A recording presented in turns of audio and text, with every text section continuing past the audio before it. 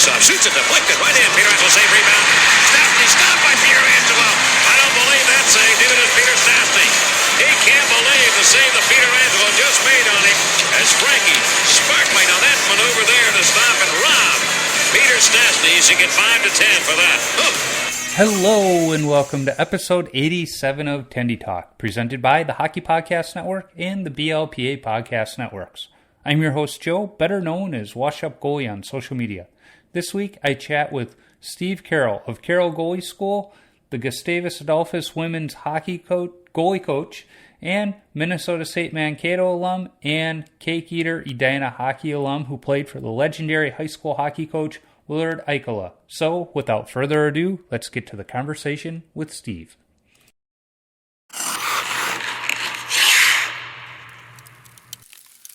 Steve, thanks for joining me on the podcast. I'm kind of excited to talk to you because growing up in the Chicagoland area and playing high school hockey in the late 90s, I saw your signs and around the rinks for the goalie schools, and now being in Minnesota, the name is very familiar to me. In fact, I think I've been to your booth pretty much every year at the Let's Play Hockey Expo as well. So, you're definitely a name that's known around the upper Midwest and beyond. I appreciate that. And one of the things I like to ask all my guests, before we get too deep into the goaltending side of things, is you grew up in Minnesota, so it's probably the obvious response, but how did you get started in this great game of hockey all those years ago? Well, I grew up in Edina, Minnesota, which is kind of a hockey hotbed, and hockey's a big deal in that community. And so as a youngster, you got exposed to what the high school hockey team was doing, and eventually you kind of felt like you wanted to be part of that, and you did whatever you could to work on your game at the outdoor parks and get involved in the hockey association, and it kind of grew from there. My dad was a hockey player and a high school referee for many years, so we ended up going to hockey games and watching hockey a lot. So I thought it'd be kind of a fun sport to get involved with, and turns out it was. And then you're a peewee, and you said, you know what, I want to play goalie. Why did you want to play goalie? And what did mom and dad think about it? Well, the interesting story there was I was a skater up until my last year of peewees. And in Edina, they had 2 indoor rinks. And one of the indoor rinks, they during the summer, they took the walls down, and there was a cement floor there. And so they hosted basketball leagues, but they also hosted a floor hockey tournament, a neighborhood floor hockey tournament. And so you would grab your buddies and put a team together and play against other people in your community and so on and so forth. And I played goalie for our community in that floor hockey it was floor hockey tournament. And the PWA coach, his son was playing in the tournament too. And they saw me playing goalie on the floor hockey deal and asked if I wanted to try playing it on skates. And I was like, well, I wasn't sure what he was telling me, if I didn't have a future as a forward, or maybe he saw something in me as a goalie. But that fall, probably about, early September here, I went to the preseason clinics, 1 hour as a skater. And then the next hour they put goalie equipment on me, and I went out and tried to be a goalie. And by the time those were done, the coach asked me if I wanted to play goalie. And I said, yeah, I'll go for it as long as I can still skate out every now and then. And so they selected me on the PWA team there with absolutely no experience, which was probably highly controversial now that I look back at it. Yep. It worked out, and our team did well, and I enjoyed playing goalie, and we kind of went from there.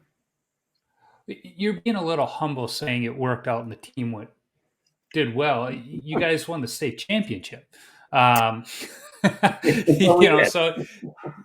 you did better than well. That's for sure. Yeah, I appreciate that. But you mentioned something, your condition was you wanted to skate out a little bit because you'd gotten your start as a forward. And I did the same. I started out playing both goalie and forward my first year. If I wasn't in that game, I skated out. And I think that helped my game. What are your thoughts about the need for young goalies to still skate out, not just specialize? You even see some of them down at the mite level. They're like, nope, I'm a goalie. How important do you think it is that they do skate out and get that part of the development? Well, the skating piece is critical to any goalie's success. And in the Mm-hmm. program I run, we spend a lot of time on goalie skating, and we talk about that it's not the most exciting part about being a goalie, but it's probably the most important part of being a goalie, that you use your skating skills to get you in position to give yourself a chance to make the save. And I mean, that's kind of the bottom line. So I think, yeah, skating is crucial. And so the fact Mm-hmm. that I was a forward, so I had at least north-south skating skills helped Yeah. me.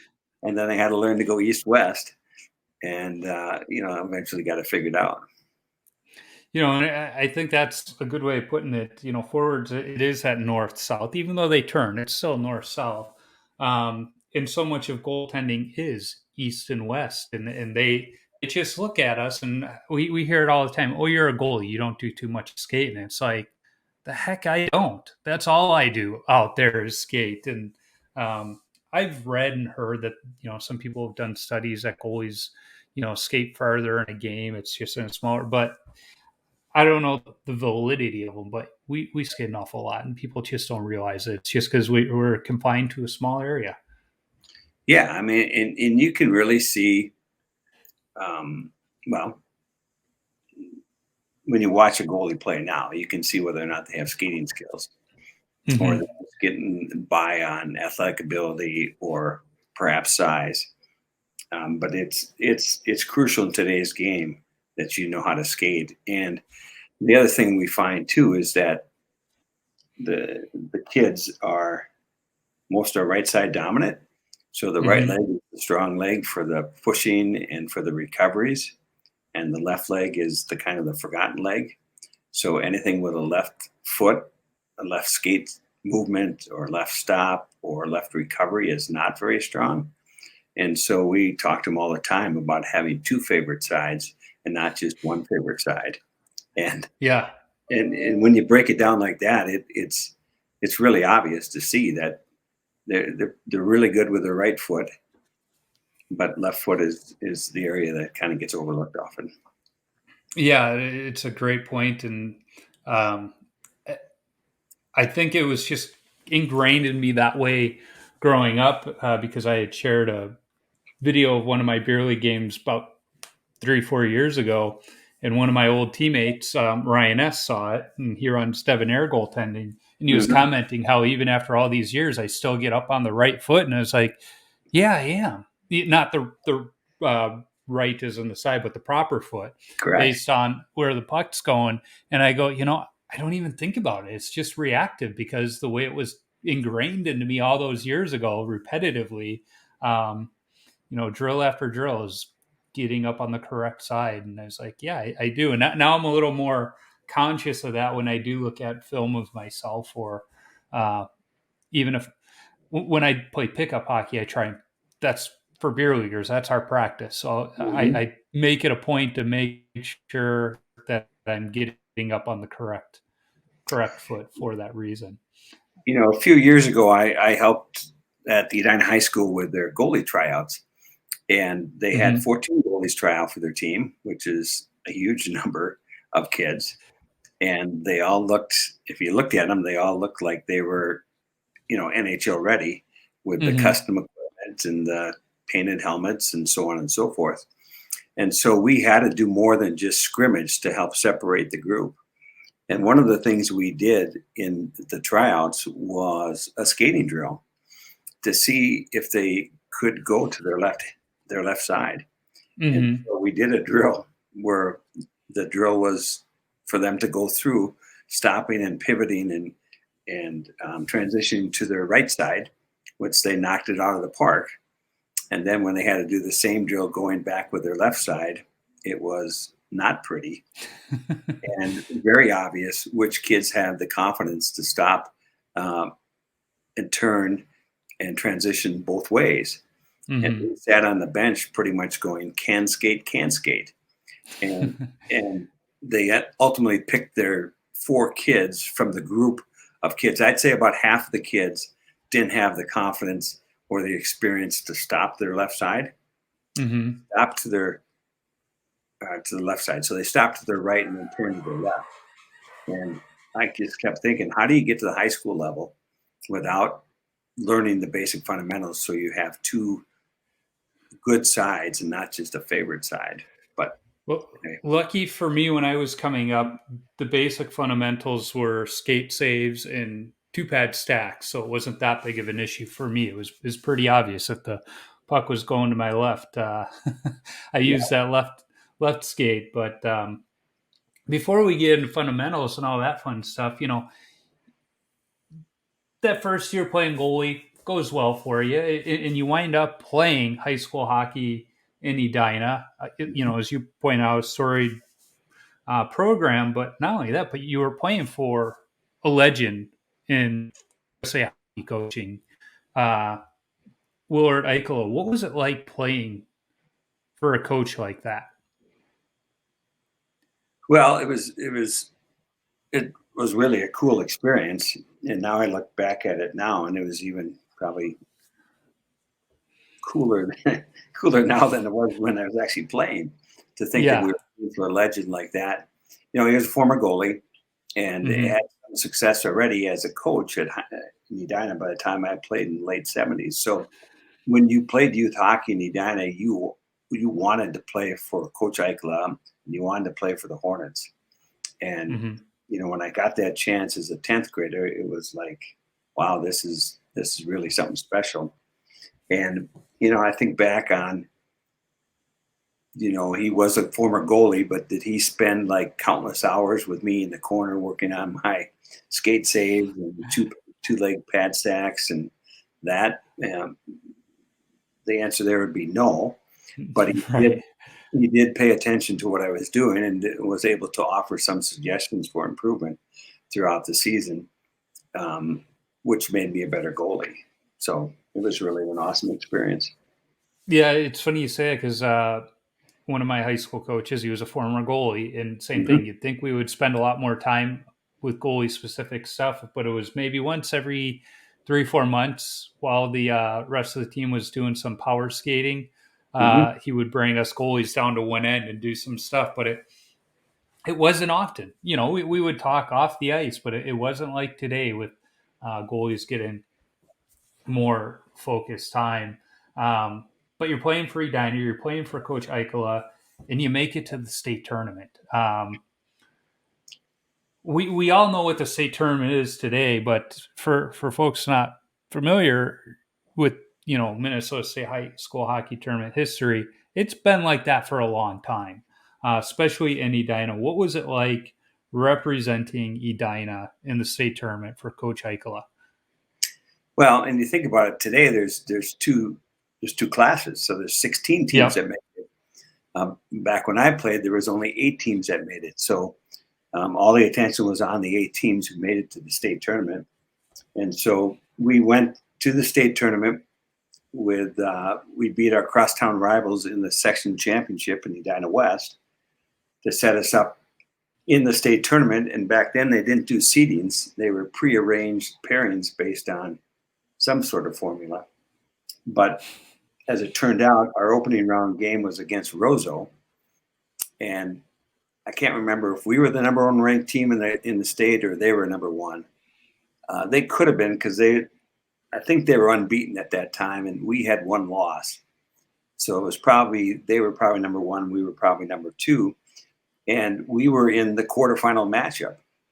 And it was a game that Thursday night at 9:45 or whatever time it was, and we had heard about Roseau, but there's no film, there's no YouTube to look at who their players are, but we all heard who their players were, and the Broughton brothers and some of these other guys that were, outstanding high school players and went on to do great things beyond high school. Mm-hmm. And so in the opening round game, it was a David versus Goliath situation.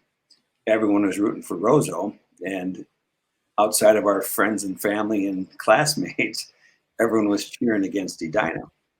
Well, that's just Minnesota right there. Everybody loves to cheer against Edina regardless of the year. For sure. Because of the success they've had. Yep. No, I get it. And so it was, I don't remember, but someone told me that there was a mix up somewhere and we both came out in warm-ups with our green jerseys on. And so someone had a switch, and I don't know if we had the wrong info or whatever, but we ended up being in the white jerseys that night against Roseau when they wore the green and white jerseys. But the game was on TV, statewide audience, against Neil Broughton and his brothers. And, we had a good team too. And we beat them 2-0. One of the few times Neil Broughton was probably held scoreless in his high school career, which pushed us into the semifinal game against Grand Rapids. And they were the 2-time defending champions. And they're another storied program and a great barn they have up there too. Yeah, for sure. And their team was loaded with eventual D1 and pro players, including Don Lucia and Jim Jetlin, who started at the U of M. And, we ended up beating them to make it to the finals against Rochester John Marshall. Again, a team we really hadn't heard about or seen. And they surprised us in that championship game and won 4-2. And so even though we didn't get the championship, it was still an unbelievable experience, for sure. And like you said, playing against some great teams in front of big crowds on TV. And, this was back in the late 70s, early 80s. It was like that already. Right. They maybe didn't have the all hockey hair team at that point, but it was when you think of what makes the tourney great today, it was already there back then too. Right. No, there was not the all hair team. Big deal if someone had a beard or a mustache. Yeah. It was funny. I went to a Catholic high school in Chicago, so we couldn't have, the long hair, couldn't have any facial hair or anything like that. And God forbid we made it that far in the state tournament. We weren't allowed to even bleach our hair. It was kind of like some of the private schools here are probably closest to St. Thomas, where they're a little stricter about those things. I think you can get away with that now at Cretan and Hill, but not at St. Thomas. And that's how it was for me growing up. Right. So, playing for a coach like Coach Ikola, you coach now. Are there any aspects of his coaching style that you adopted into your style, or was it something else? One of the things I talk about a lot is that I remember him telling me that I needed to keep my stick on the ice. And that got into, are you afraid of the puck? And it still resonates with me today, is that what he was getting at is that I ultimately had the wrong stick size. And so you'll appreciate this, but I used a Sherwood Adjockman stick back in the day for whatever reason. But it was cool, and he played in the NHL, and it was a Sherwood, so I thought that was the coolest stick to have. And so it turns out it had a short paddle, and so I would adjust my stance to my Adjockman stick, which was really not my natural stance. And so I would do that to put my stick on the ice, but then when the player was getting ready to shoot, I would lift up my stick and really get into my proper ready position. So I remember him pointing that out, that look what you're doing here. your stick is on the ice. Once the player shoots, you come up, and now you go make your save. And I remember that because then when I went to Mankato, after Edina, they were like, "Oh yeah, you get free sticks here at Mankato." I'm like, "Well, perfect. I'd like to get the Sherwood Ed Jockman model." And they kind of laughed and they said, "Well, we're in Northland School, and you're not going to get a Sherwood. You're going to get a Tony Esposito model." And I'm like, "Okay, well, the price is right, so I'll go with a Tony Esposito model." And it turns out that the Tony Esposito paddle was probably 3 inches taller than the Ed Jockman paddle. And so therefore it fit my stance better. And therefore I was in a better position to make the saves from the get-go. And I didn't have the problem of keeping my stick on the ice. So long story short, I always talk about paddle size and stick size with the kids today based on my experience with Coach Ike back in high school. And it's interesting you say that because I remember when I first started playing, we had association equipment and smaller sticks. I had I remember it was a white Vic that I was using, but then Mom and Dad bought me my own stick, and our team colors were San Jose Shark colors, and there was this Titan goalie stick in the pro shop, and it was Sharks colors. Turns out it was a senior stick with about a 27-inch paddle, and I am probably 4'7" at this point. So I show up to my goalie clinic, and I have this senior stick, and I'm holding, my blockers way up high. I'm like, this is cool. Kind of looks like the way Eddie Balfour holds it. And my goalie coach, he's like, that stick's too big for you. Right. And I was like, but look how cool it looks. He goes, and he kind of held the stick out, almost from the knob with just his thumb and his forefinger. And he goes, if you can't hold the stick like this, it's too big for you. And he goes, hold it. And there was no way I was going to hold it. And he looked at my mom and dad. He goes, I know sticks aren't cheap. And at that time, I think they were maybe 40 or $50, something like today. He goes, so I know you're not going to change it anytime soon. But when he goes for a new one, get him a shorter one. And I still have that darn Titan stick out in the garage because I had Bobby Hall and Stan Mikita sign it. But right. It's still too big for me today. Correct. Yeah. So besides the stick size deal, the other thing I think I learned from Coach Ike was to not overcoach and let things kind of happen. And it's okay if kids make mistakes. And they don't have to be told all the time what they're doing wrong or what they're doing right. Sometimes they have to kind of figure it out themselves. And so when I coach, it's not constantly telling a kid to do everything out there. I want them to kind of be kind of their own coach as well, with some guidance as to maybe what they should be doing. And then, if a goal goes in, I'll often ask them, what could you have done differently to make the save? And because I want them to buy into the development piece instead of me saying, well, if you would have kept your stick on the ice, or if you would have dropped, you wouldn't have dropped, then they would have gone over your shoulder or whatever. So I remember, when Coach Ike was running practice, him and the assistant coach pretty much sat over on the bench and just kind of called out the different drills and let us do the different drills without overcorrecting us or yipping at us every time something didn't go right or a pass was missed or whatever.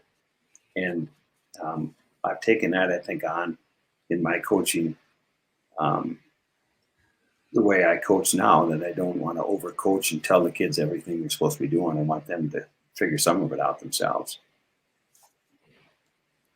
Well, and as a player, I like that because as players, we know when we make mistakes.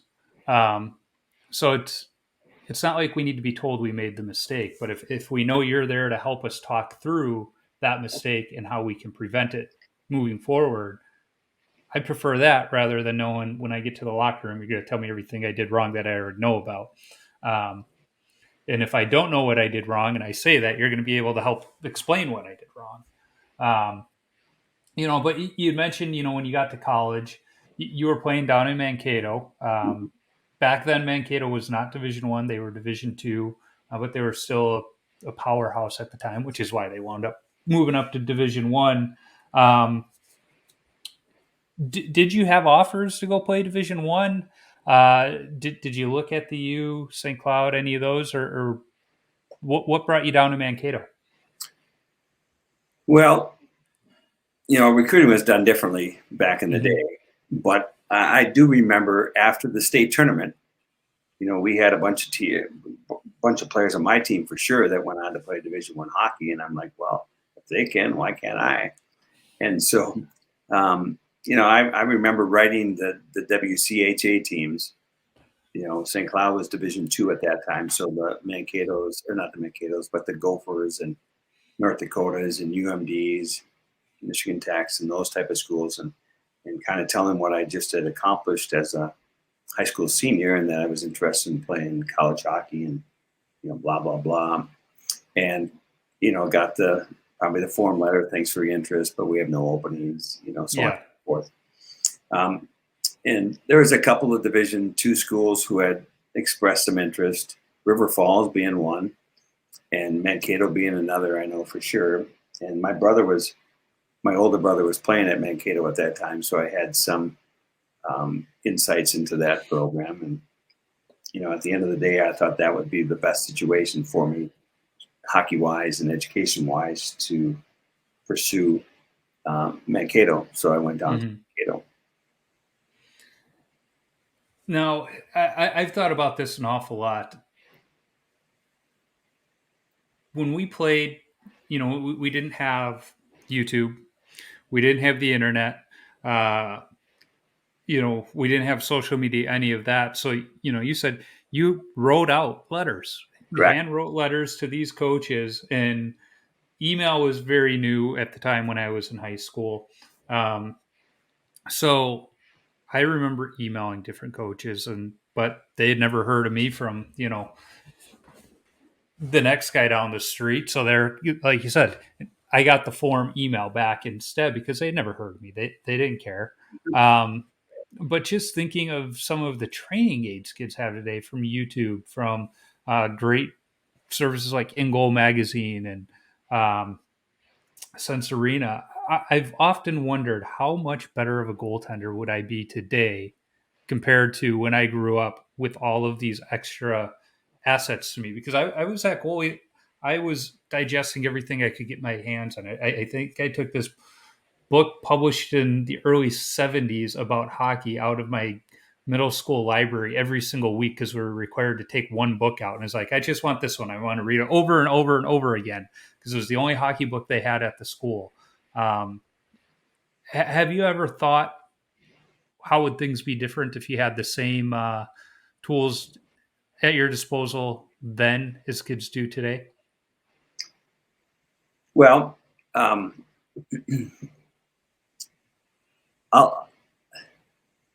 get into a little story here about when I went to Mankato. I was actually cut from the hockey team. And I don't know if you knew that, but I was cut from the hockey team as a first-year player. And I was told that I didn't practice well. And they kept 4 goalies. I was the 5th goalie, and they kept 4 ahead of me. 2 who were returning players, 1 who was a transfer player, and 1 who was currently academically ineligible. And so now, as a kid out of Edina who thought I had a spot in that team, I was now without a team and not playing hockey in that fall semester. Mm-hmm. Devastated, because that's the first time I hadn't made a team that I tried out for. And, I had to decide what I wanted to do. And one of the options was play men's hockey. And I'm like, I'm not coming to Mankato to play senior men's hockey.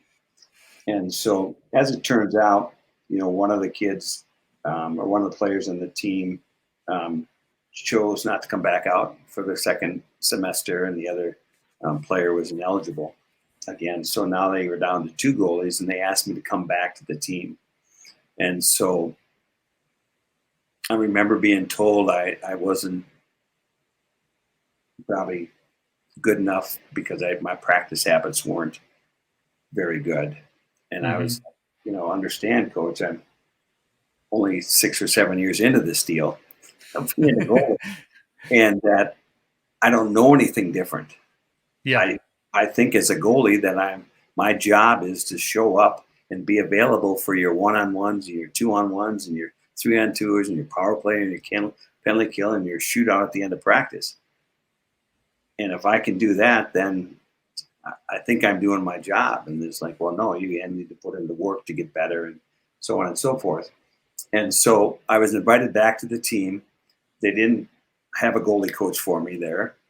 And that if I was going to get better, I had to learn how to become a practice player. And one of the things I did was go to the library. You couldn't go on the computer because there was nothing for you, but you had to go to the library. We probably checked out the same books of how to play goaltending or how to be a goalie. And that's the way you did it. And so I had to learn and become more aware of what was going on in practice if I was going to stay with the team. And so I did some shuffles and T-pushes and stuff on my own instead of just standing there waiting for the 3-on-2 to come down or to do power play in my end or whatever. So I tried to make myself better during that time. Mm-hmm. And that's what kind of fueled the whole goalie school business, is that obviously I enjoy working with kids, but I don't want other kids to be in the situation that I was in, that they were going to be cut from their team because their practice habits weren't very good. Yeah, and it's funny because I've skated with players who, especially goalies, they're terrible practice goalies, but they're great game goalies. And I've skated with guys that are fantastic practice goalies, but terrible game goalies. And, the ones that are terrible practice goalies, I've talked to some of them and I go, you make that save every time in a game. Why don't you make it out here? And their response was, I'm working on a certain aspect of my game, whether it's, to your point, getting up on the proper foot or pushing a different way. They're mentally thinking about that in practice, but in the game, they're just reacting. And I went, that made a lot of sense to me. And that's kind of how I am now in my pickup skates when I get invited out to them. I'm not as good as I am in my beer league games because I'm mentally, intentionally thinking about something. As we all know, because of Yogi Berra, when you start thinking, you slow down. But so I get that, but at the same time, it frustrates me when a coach says, you're not very good at practice, because it's like, well, why am I not very good at practice? Right. And I think that's where we got into. I mean, I remember we had a purple and gold inter squad scrimmage, and I was one of 5 goalies, and I played, and I don't know if I got scored on or whatever, but I did fine in the inter squad scrimmage. It's not like I was completely out of my league. And right. I don't really know what he was getting at, except that he probably didn't see me doing extra stuff. It's not that he was like, I'm giving up too many goals in practice, or you can't stop breakaways, or whatever the deal was. It just was one of those things. And it obviously motivated me when I got back on the team to take a different approach to practice, something I hadn't had to worry about up until that point. And, college, you don't play quite as many games, so you do have probably more practices than games. And so there was more time to spend on individual skill development. And obviously that is one thing I loved about college hockey. I was a 4-year JV goalie down at St. Mary's. And, I loved that college football schedule of, Monday through Thursday, you're practicing, and Friday, Saturday are games. And it was funny because you knew that Monday was going to be all skills. You were going to get maybe 700 pucks shot at you. There was going to be no defense whatsoever. But by Thursday, you might get 75 pucks shot at you all practice, because it was all system work, preparing for tomorrow night's game. But I liked it because I knew what to expect. Correct. Yep. Yeah. And I don't know if I look back at my competitive days, it's practice that I miss. It sounds funny, but I miss practice and being able to work on my game and seeing that many shots. And of course, the fun that happens between drills and in the locker room, but it's being able to work on the game and get better is the part I miss. Yeah, and I look at today. I mean, a kid playing goalie today has so many options for development, whether it's on the internet or private lessons or goalie schools or whatever. And I didn't have that option growing up. And I do wonder a little bit about what it would have been like if I would have had some guidance through my youth hockey and high school days, more than an occasional, keep your stick on the ice or whatever. You know what I mean? Yeah. Like the kids do today. And I'm not saying that if I had that, I would have done this. I'm just saying compared to what the kids have today. Right. What would it have done to your development? Yeah, hard to know. Yeah, because I think about that too. I was fortunate when I started playing. There was a new goalie coach in the Chicagoland area. Just, his ECHL career had ended due to injury, and he was trying to get his goalie school started. So he came to our association and said, if you can give me ice, I'll take all your goalies and do, a clinic once a month. Sure. So that first year, I was able to get the basics of, here's your stance. This is how you go down into the butterfly and recover. And as a squirt, that was perfect. That's what I needed at that time. And thank God he taught me proper 2-pad stack recovery, because I still use it in the beer leagues today. But, it was because that in the summers up to, 8th grade, I went to his summer clinic, 3 more times. And that was the extent of my goalie coaching. Like you said, in high school for 2 years, I had the one coach who was a goalie and every now and then would take us down. And it wasn't until I got to college where our varsity team had a goalie coach. And I would talk to Don. You probably know Donnie Netto because of your time at Gustavus. Donnie and I would talk, but he didn't have the time to come out to our JV practices. But, he would definitely lend his advice here and there. But it was really just us goalies leaning on each other. Now, fortunately, the time I spent at St. Mary's, we had some great goalies that we all decided to help each other out, whether it be my JV partners of Al and Knowles, Jeff Frischman. There's a kid from California.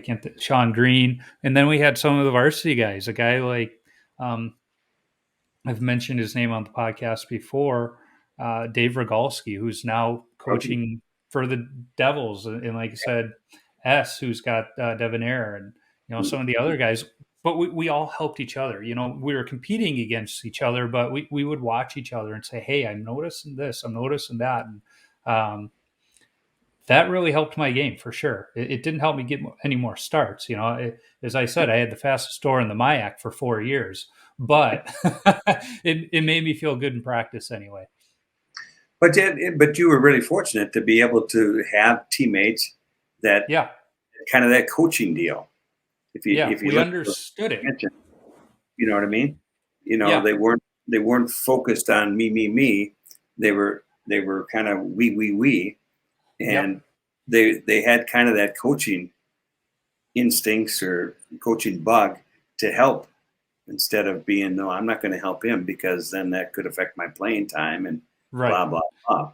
But you seem like we're in a great situation with guys that obviously are doing just fine as goalie coaches today that you played with and really wanted to help you improve. I've joked with some of them going, that kind of goalie knowledge and brain power we had down there at that time. Where was that, mix up in the neurons firing from our brain to our body to actually do what we knew? Why weren't we more successful with all that knowledge? But you wind up, yourself coaching. You coach down at Gustavus with the women's team. What brought you down to Gustavus? Well, so my older brother, the same one who was on the Mankato hockey team, is the head coach at Gustavus. And so when he got that job, I was early on in my goalie coaching career, and so he asked me if I'd come down and be his goalie coach for his women's team. And I'm now in my 23rd year of being his goalie coach. So you've been there. You were down there, coach, and then when I was playing at St. Mary's, I was back in the early days of women's hockey in the MIAC when St. Mary's was a powerhouse, and they had Missy Meekum as their All-American. Mm-hmm. But Gustavus, I love that rink. There's just something about it, and you'll appreciate this one. My first time playing down there, my coach, he's letting us all know, all of us freshmen know, it's a smaller rink, much shorter neutral zone. And the first time the puck gets run around, because, at St. Mary's, we have that Olympic sheet. So there's a football field behind the net. So when somebody rings the puck, you got to get a real good push. And so that first ring around the boards comes. I get my normal push like I would down at the St. Mary's rink. And there's maybe 3 feet behind the net, it feels like, down at Gustavus. So I push so hard, I hit the wall, I bounce off, the puck goes by me. And I just hear my coach laughing at the bench. And I look over, between whistles, and he just kind of looks at me. He's like, sorry. And at intermission, he goes, I knew I forgot to tell you something. I just couldn't remember what it was until that moment. But it's such a fun rink to play at, and the atmosphere down there when, Gustavus has a good team, it's fun. Yeah, it's a cool place to play, and it's for the Gusties, it certainly provides us with a home ice advantage. Yeah, as a visiting player, there was something fun when they would bring out the spit guard to put it over the penalty box. It was like, all right, we know this is going to be a fun place. And I think sometimes the student section thought they were getting on our nerves, but we liked it. It made us want to play harder. That's for sure. It's a fun atmosphere when that place is packed. Yep, I would agree. So, you get into coaching after your playing days, and I think it's natural for a lot of goalies to wind up coaching when the playing days are over, if we have that love for the position. But like me, when you started, we were wearing brown leather pads that we strapped as tight as we could to our legs. Our chest protectors were glorified catcher's chest protectors. We were learning, as we said, skate saves and 2-pad stacks. The position has changed so much over that time. How have you stayed on top of it, over those years to evolve with the position? Well, now we get into YouTube. But yeah, YouTube and watching and listening and being open to ideas and understanding the game has changed. I can't teach the way I played because it's not relevant anymore. And so I'm in my 28th year of running my goalie school, and we talk all the time as a coaching staff that we have to stay up to date on what the latest and greatest techniques are. Otherwise, we will be old news. And so, for the demonstration pieces, I often bring in current goalies who can demonstrate today's techniques, because I can't do the techniques that they do today with RVH and some of that stuff. But I make sure that I have demonstrators who can show the kids, and I can explain what it is we're trying to accomplish. And so it's just being aware that understand the game has changed. I understand that.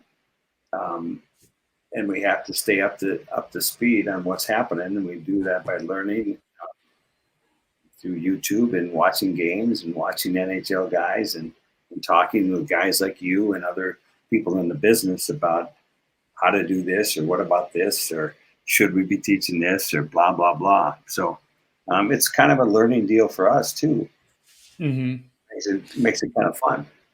No, I like that you say it that way, because I think a lot of us older beer league goalies, we want to evolve with the game, but we can't do some of this stuff for different reasons.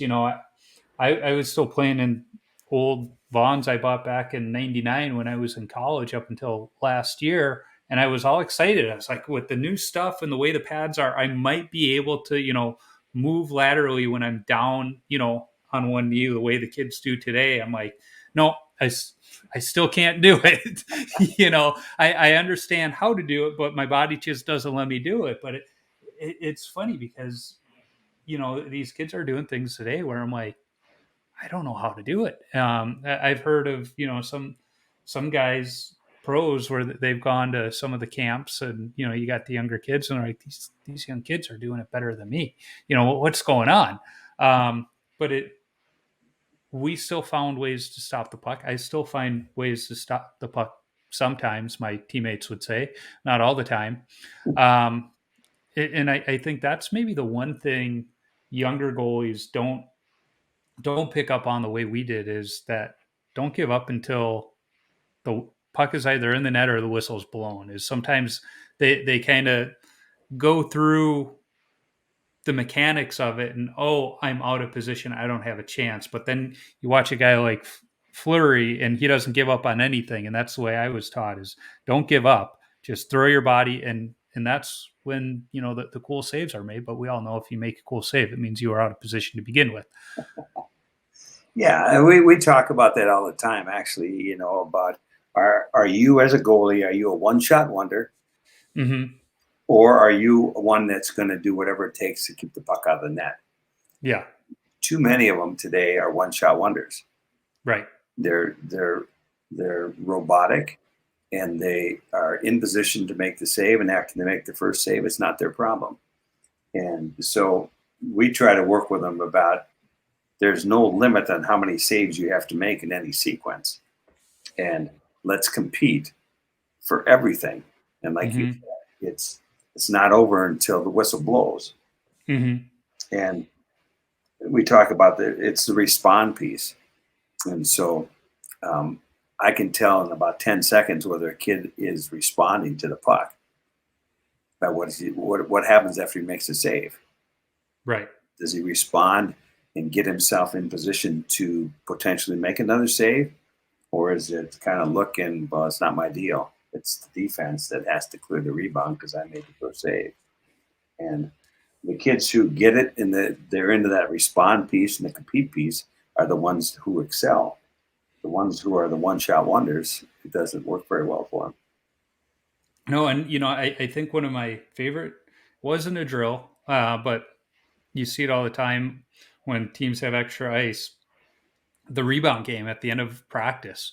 To me, that's one of the best drills to learn how to not give up on a puck, because you're going to just be throwing yourself all over the ice. But when that situation happens in a game, you've got some tools in that toolbox to throw out there, whether it's throwing the paddle out there, the Vasilevsky throwing the glove behind the back. You start doing those things playing the rebound game, because those are pretty darn competitive. You don't want to let the forwards win, and they don't want to let you win. So sometimes there's a little more effort in those games than there are in the actual game itself.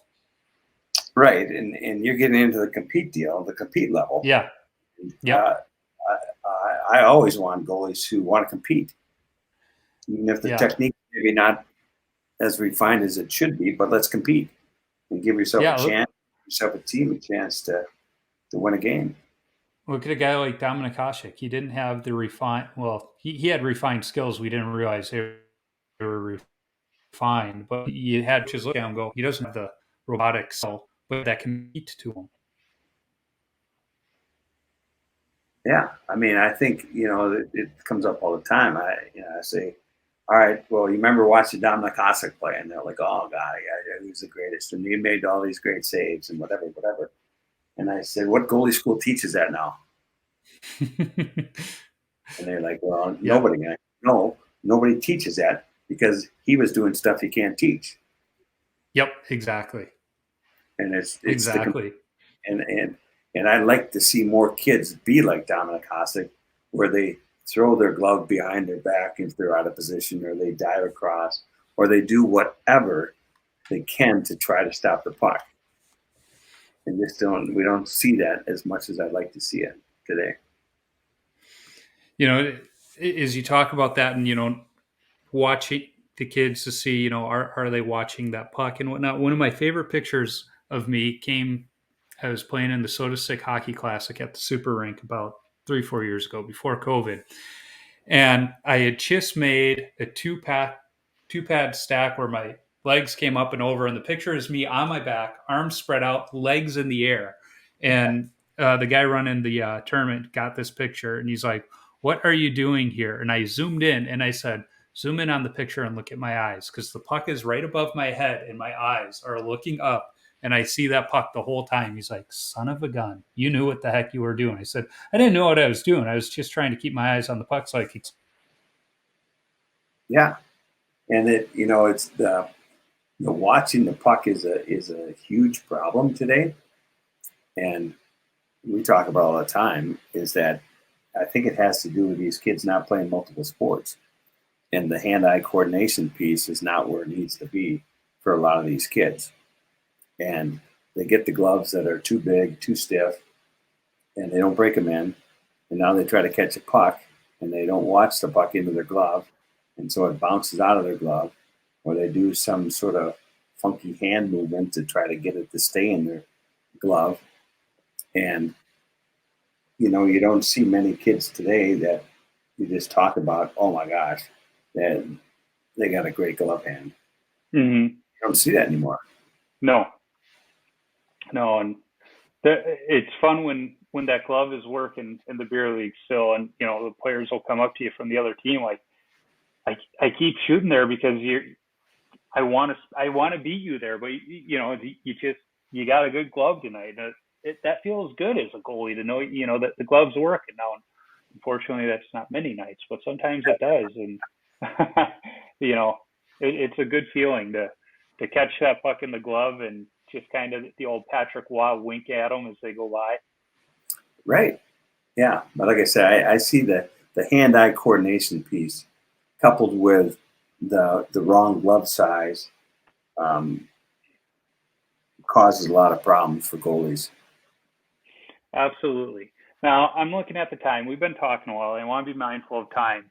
I don't know if you've listened to any of my past episodes, but I end every episode with a list of 10 questions, or the same questions I've asked every single guest, from Bantam goalies on to Eddie Belfour and Kelly Rudy. Okay. So the first question is, what's the craziest coaching moment from your days in the game? Whether, a coach just losing his cool, something like that. Well, it would probably be in the Mankato days where back when I played, if you had, you're giving up some goals, you could go over to the bench and have the fake equipment problem. Mm-hmm. Right. And it'd always be way under the chest protector, probably the suspender that came loose, and so on and so forth. And we were playing up in St. Cloud one year, and it wasn't going very well for me. So I thought I better go over and get my equipment fixed underneath my chest protector, underneath my jersey, and so on and so forth. And so I did. And the referee at center ice started yelling at me to get back in the net. And I said, well, I can, but I got to fix my equipment. And he said, I said, get back in the net, and drop the puck while I was still at the bench. And they scored into the empty net. And that caused all kinds of excitement on our bench, not only with the referee, but of course, me. And so I remember that particular moment, getting screamed at, and our coach screamed at the referee, and just kind of chaos breaking out. So that would be right up there. How about that one? That's a good one. So what is your favorite all-time goalie mask? My favorite all-time goalie mask? Yeah, the painted ones that you see, and some aren't even the painted ones of it. People say, the old pretzel mask from Dryden and ones like that. What's your favorite one? Well, I think growing up, it was Doug Favell on the Flyers, I think. Mm-hmm. He had the custom mask and he had the orange on it. And I thought that was the coolest thing ever. Was his the one where the eyes were looking through the Flyer logos? Don't remember that piece. I just remember they were like triangle wedges, but they were like in. Oh, I know the one you're talking about. Yes, Orange paint. That's a good one. I thought that was the coolest thing ever. And I wore a fiberglass mask for a part of my career, but then I have ultimately switched to a screen mask like Hasek. I remember I was wearing one of those my freshman year after a concussion, and I just so happened to have the number 39, and I'm going, you know what, I might need to change my number, otherwise people are going to think I'm trying to be him with the way I play. Right. So what is your favorite rink that you've played at? The favorite rink that I played at? Yeah.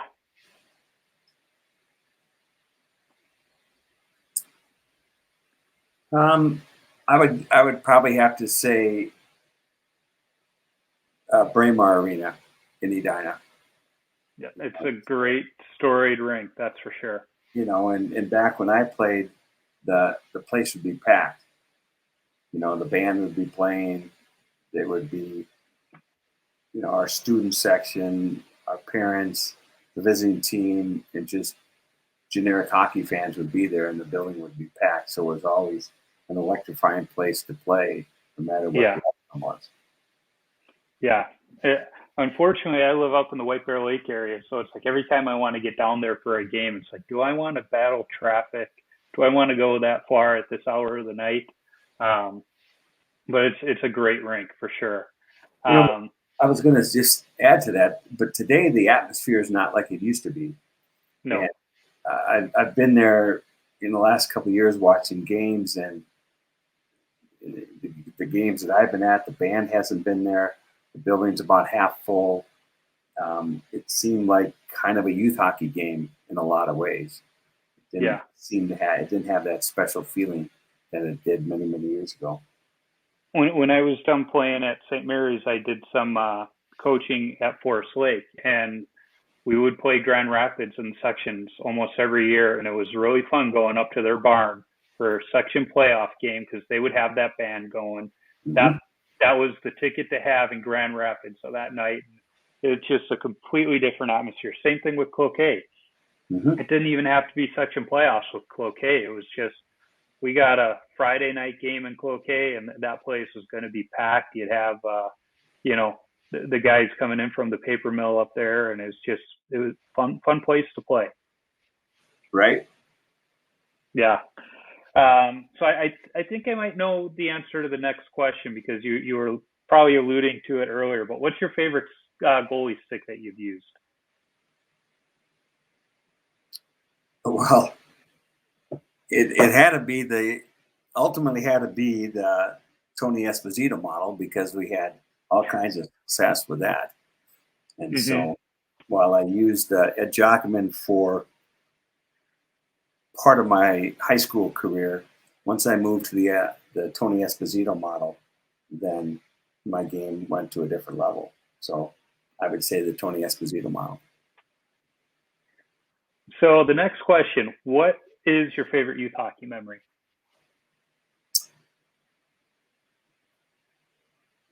Well, a couple there. So playing in the state tournament that first year as a PWA goalie was something I always remember. The game was played at the Met Sports Center, of all mm-hmm. places, and it was on the TV news. And so, here's a guy that just started playing goalie, and you're playing at the Met Center. Obviously, it wasn't full, but we were skating in the place that North Stars skated, and that here it is on the news that Edina beat Roseville to win the state PWA championship. I thought that was pretty cool. And then the other thing was that we were sponsored by Pearson Candy, and not mm-hmm. not the first year, but in the Bantam years we were sponsored by Pearson Candy, and the owner, I guess, would bring Pearson Candy, salt and nut rolls, and nut goodies to our locker room after our games periodically, and that was kind of a nice little treat. Yeah. The candy after the game is always a good thing, even today. Right. Yeah. I don't know if you watch that show Shoresy, but they have the post-game drumstick, the ice cream cone after the game. I'm going, I'd be down for that. Yeah, that would be fun. Yeah. So what is the best chirp you've heard on the ice, off the ice, directed at you, not directed at you? I got to imagine being part of the MIAC so long, you've heard some good ones.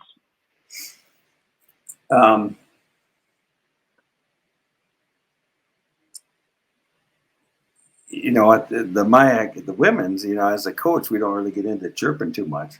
But I remember when we played at Mankato, we would often scrimmage the University of Minnesota JV team. Mm-hmm. They had a JV team back then. And we would go up to Mariucci Arena and play. Or it was Williams Arena, I guess, back then. We'd go to Williams Arena and play. And these games were, you know, we would have our top guys out there. And they would have the guys that were trying to make the varsity team.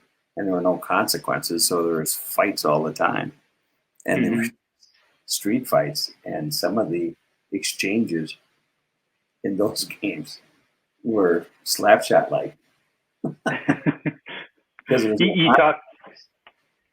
You talk about the fights, and when I was playing at St. Mary's, we would schedule games against some of the junior B teams just to get games on our schedule because not every MIAC team had a JV team. And one of the games, I always stood in this, you know, center by the red line, so I would typically talk to the opposing team's goalie throughout the game. And one of these junior B goalies looks at me, he goes, one of his players is trying to fight. So do you guys not fight because you're a Catholic school? And I just looked at him and we go, no, we don't fight because we got cages on and you don't. It's stupid. And he goes, oh yeah, I suppose. It was like, come on, buddy. This is an obvious one. But I think one of my best chirps in college had to have been towards the refs. I would do the music for our men's varsity games and sometimes the women's. And when the referees would come out, I would play Three Blind Mice because at the time we were going with two linesmen and one referee. And the first time I did it, the refs came out, skated right over to our coaches, to Coach Olson, and he goes, who's getting the bench minor for this one? And he points up at me, and then the ref starts laughing. He goes, I love it. Tell him not to stop, no matter what any of the refs in the league say. This is great. So every time the refs came out, they came out to Three Blind Mice, and usually got a chuckle from them. Yeah, right. Yeah. So what is the worst post-game beer you've had? Post-game beer? Yeah.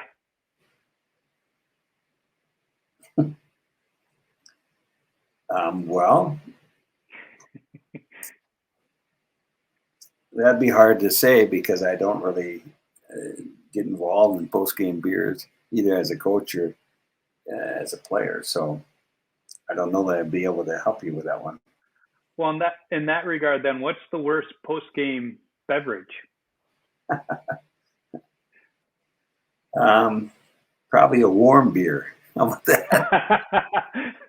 You're not wrong there. That's for sure.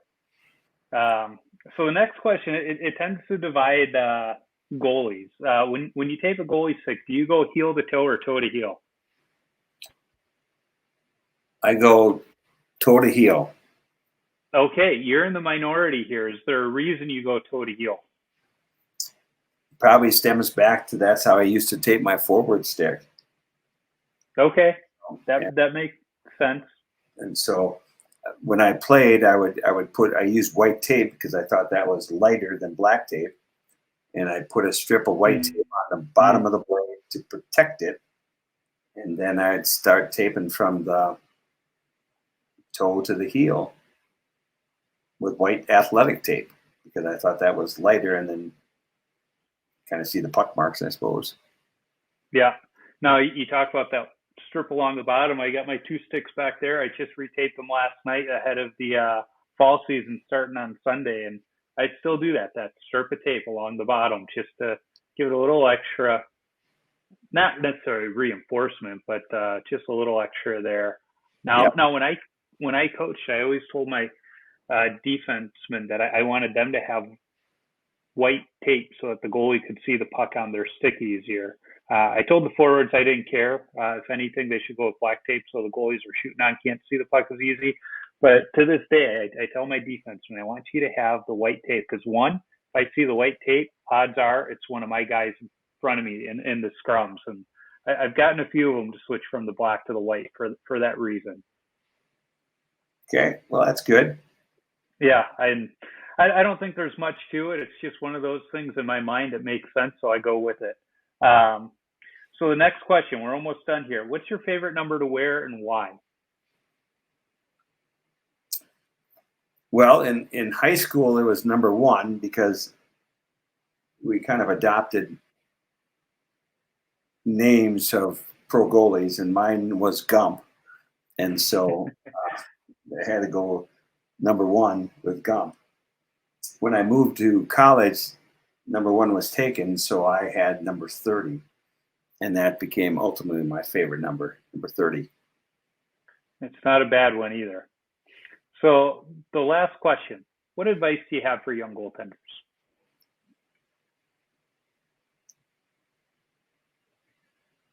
Well, I mean, when we talk to them, when I work with them, it's about to compete for every puck that you can. I want them to have fun. I want them to ask questions. I want them to enjoy participating in the sport, and that it's always about the next shot, no matter what happens. You give up a goal, it's about the next shot. You make the ESPN highlight save, what about the rebound? You stop 50 shots, what about the 51st shot? It's always about the next shot. So I try to leave them with that. I want them to have fun, I want them to work hard, do the best they possibly can do, and then always about the next shot. And that's sound advice, because at the same time, when that one does get by you, you got to forget about it. You got to worry about that next shot, because if you're still focused on the one that got by you, you're not going to stop that next one. No, and I work with them a little bit on developing a post-goal routine, so they do the same thing after every goal. Mm-hmm. If you watch the NHL guys, everything they do after the goal, it revolves around the water bottle. Mm-hmm. They might squirt themselves, they might take a drink, they might spray their neck, they might shoot it up in the air, they might go for a skate. But what they're doing there, as you probably know, is that they're comprehending on what just happened, and ultimately refocusing on what's about to happen. Yeah. And that's what I tell these kids, is that you can't worry about what just happened because you still have the game to finish.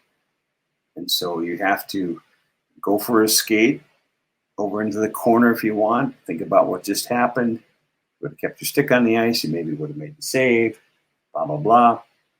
And then focus on what it is you need to do because you still have a period and a half to go in the game. Yep, absolutely. And, you mentioned exactly what I do. I take that skate.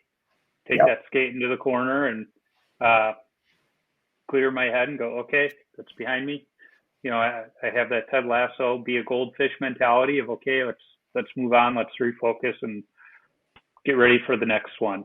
Now, I'm going to pull a Kevin Woodley and say one more question because I forgot to ask it earlier. And I asked some of the other goalies I've had on that have goalie schools, have you thought of having a weekend for beer league goalies? Because there's a lot of us, like myself, who we've seen the game change, but we don't have the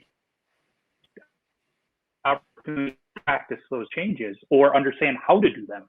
And I know in some areas there's kind of the clinics for the beginner goalie, but that's no good for somebody like myself. But a nice weekend, goalie clinic for the beer league goalie where I could work on some of those newer skills or just improve, like you said, the glove hand. our bodies are getting a little older. That glove's getting a little heavier, and reminding me to keep it up would be good. Have you ever thought of having that beer league camp at any point in time? I have, and I really enjoy working with the older goalies when I can. But the problem I've run into is that this is a business deal. Yeah. That it comes down to insurance. Mm-hmm. And the insurance I have for my youth hockey goalie school only covers participants up to age 19. Interesting. And so could I find a policy that would cover me training 35-year-olds or whatever, or 28-year-olds? I don't know if I could. Or have a really good legal waiver. Well, yeah, and legal waivers are legal waivers. And so you get into, and that's really has been the issue, because I get asked about coaching, moms and dads that bring them to my goalie school, and they play themselves in the adult leagues, and they're like, I'd love to have you come work with me, or I'd come do private lessons with you, or whatever. And I said, I'd love to, but it becomes an insurance issue. And no, that's interesting. So it's the first time I've heard that, but it makes so much sense. Right. And so you think about from the insurance standpoint, insuring a coach working with a 35-year-old is different than insuring a coach working with a 10-year-old. Correct. And so it's been, when I do my insurance, they always ask me, are any participants over 19 years old? And I would say, no, they're not. And so I don't know what would happen if I said, yes, they are. And probably no extra zeros on the policy. Yep. And so probably that's really the reason I haven't really pursued it. I know there's a market there, and I have worked with parents, that are kind of out there at these youth hockey clinics, kind of father-son or mother-daughter deals. And that age group is great to work with because they truly want to learn and get better. And they're like, well, to your point though, if it becoming an insurance issue, that would drive the cost of it up. And at some point, as beer leaguers, we go, yeah, we want to do it, but it's still a hobby at this point. Do I want to invest that much in it for a weekend clinic or something? So that makes so much sense that I hadn't taken into account. Yeah, I mean, I think it would be different. I don't know that you'd be able to, if you had the insurance piece figured out, you probably wouldn't be able to charge the rates that you would be charging working with the younger kids. But you'd get around that by maybe working with a little bit bigger group. Right. And lower. Yeah, because we're gonna pay closer attention than the 10-year-old. We have a better attention span. Well, for sure, and well, I mean, that's the truth, and it would be a deal where you could charge less because you could take more students on and still get to where you need to get to at the end of the night. Right. Exactly. Well, I'm glad I asked the question, because now I actually have a good answer other than, I don't have the time for it. Yeah, like I said, I enjoy working with that age group, but because of insurance reasons, I've kind of stayed away from doing it. No, that makes complete sense. But I've taken up plenty of your time. I want to thank you for, sitting down, talking to me. It's been a great conversation, and I'm definitely going to keep an eye out for you at the rinks here and at the Let's Play Hockey Expo again. Well, I appreciate your time. I enjoyed talking goaltending with you and reliving some of the olden days from your past and my past. And you do a nice job of the Tendy Talk here, and I'm excited to be part of the program. Thank you. I appreciate it.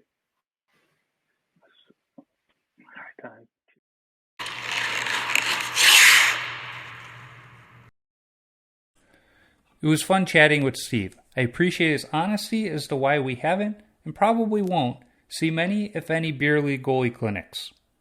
I'm sure I'll see him around the rink from time to time, and if I do, I'll have questions about my own game for him. Be sure to follow Carroll Goalie School on social media at Carroll Goalie School on Instagram, all one word, no spaces, and at Carroll GS on Twitter. Carroll is spelled Carroll. You can always find me on Instagram, Twitter, Facebook, and YouTube simply by searching for Wash Up Goalie, and I'll pop up. Visit washupgoalie.com for some great hockey-related content, my beer league hockey video highlights now that the season has started up again, and of course, all podcast episodes. If you want some Wash Up Goalie or Tendy Talk apparel, be sure to visit my Threadless shop by clicking the merchandise link on my website. If you like this podcast, go listen to the BLPA Big Show. It's the OG BLPA Podcast Network show where a couple of beer league players talk beer league hockey, draft experience shenanigans, and exploits from around the game. Be sure to check out the full lineup of hockey-related podcasts on the Hockey Podcast Network as well. There are too many to list here, but shows like the Here in Puckburg podcast, the PJS Cast podcast, and the Quack Report podcast can be found. If you're looking for something good to read, get yourself a subscription to the Vintage Tendy magazine. Published quarterly, the magazine takes a deep dive into an 80s or 90s era goalie. In the first 5 issues, they've covered Felix Potvin, Grant Fuhrer, Tim Chevalier, Jocelyn Thibault, Ken Reggett, and John Van Beesbrook. Oh yeah, an episode 20 guest, mask painter and creator Don Strauss. I need to thank the band The Zambonis for allowing me to use their music on my episodes. You can download their music on iTunes or listen wherever you stream music from. I'm always working on lining up other goalies to talk to, and it seems to be getting harder and harder. If you are a goalie or have connections to a goalie who I should talk to, shoot me an email at washupgoalie39@gmail.com or shoot me a DM on social media. Let's not forget, if you're a brand who wants to sponsor the show, be sure to reach out to me. Be happy to talk. And finally, if you like what you hear, be sure to subscribe, rate, and comment on the podcast platform you're listening on. It's a quick action on your part that helps others find Tendy Talk. Until next time, keep your stick on the ice and your body square to the puck.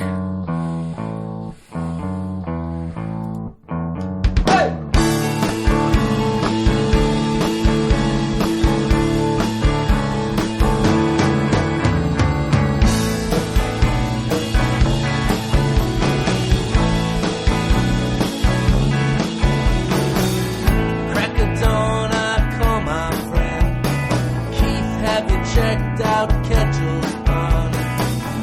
He calls up Tommy Taylor. Tom said the pond, it froze right over. So get the nets and lace your skates and get the hot chocolate for your mom today. When you get home.